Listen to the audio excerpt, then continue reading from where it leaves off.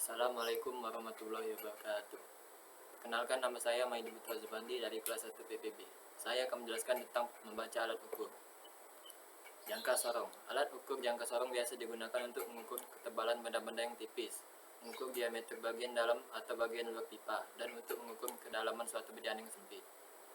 Pada perkembangan selanjutnya, ada jangka sorong yang memiliki ketelitian sampai dengan 0,05 mm, 0,02 mm, dan jangka sorong digital dengan ketelitian 0,01 mm. Berikut adalah gambar dari jangka sorong tersebut. Yang pertama ada rahang dalam atau rahang atas untuk mengukur diameter dalam. Yang kedua ada rahang luar atau rahang bawah sebagai pengukur utama. Yang ketiga ada baut pengunci rahang agar tidak bergeser saat membaca pengukuran. Yang keempat ada skala Vernier atau skala Nonius untuk membaca akurasi hingga 0,05 mm. Yang kelima ada skala utama atau standar internasional milimeter.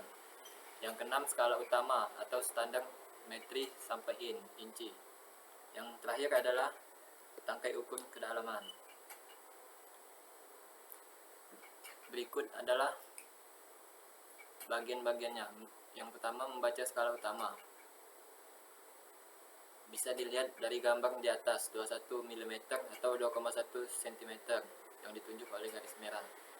Merupakan angka yang paling dekat dengan garis 0. Yang terukur adalah 21 mm atau 2,1 cm. Yang kedua membaca skala Vernier. Garis lurus tersebut merupakan angka 3 pada skala Vernier. Jadi skala Vernier yang terukur adalah 0,3 mm atau 0,03 cm. Untuk mendapatkan hasil pengukuran akhir, tambahkan kedua nilai pengukuran di atas hingga hasil pengukuran di atas sebesar 21 mm tambah 0,3 mm sama dengan 21,3 mm atau 2,13 cm. Selanjutnya, contoh. Berikut adalah contoh dari penggunaan jangka sorong. Bisa kita lihat di sini. Yang pertama, ada contoh pertama dan contoh kedua. Berikut juga contoh dari penggunaan jangka sorong tersebut. Jangka sorong ada dua jenis. Yang pertama ada jangka sorong manual dan yang kedua jangka sorong digital. Mikrometer skrup. Mikrometer skrup adalah alat pengukuran yang terdiri dari skrup terkalibrasi dan memiliki tingkat kepresisian 0,01 mm atau 10, mm. Kata mikro pada alat ini diambil dari bahasa Yunani yang berarti mikros, yang berarti kecil, bukan skala mikro yang berarti 10 pangkat 6. Ini adalah gambar dari mikrometer skrup tersebut. Yang pertama ada anvil, yang kedua ada spindle, lock nut, slave, thimble, ratchet, dan rem. Poros tetap anvil, bagian poros yang tidak bergerak.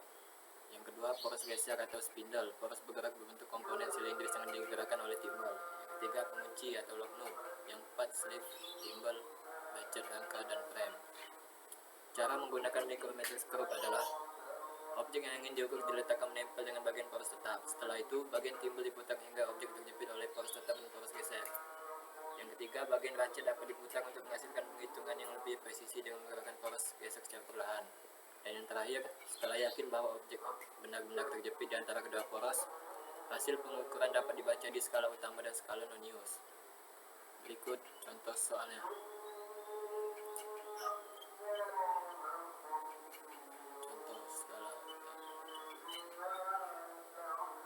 Dan ini contoh dari skala utama tersebut. Skala utama sama dengan 1,5, skala Nonius sama dengan 0,30 mm. Maka hasil pengukuran skala utama ditambah skala Nonius sama dengan 1,5 dan tambah 0,3 sama dengan 1,80 mm. Sekian penjelasan dari saya. Apabila ada salah-salah kata, saya minta maaf pada Allah. Saya mohon ampun. Wabillahi taufiq wal hidayah. Wassalamualaikum warahmatullahi wabarakatuh. Mana? Cuk.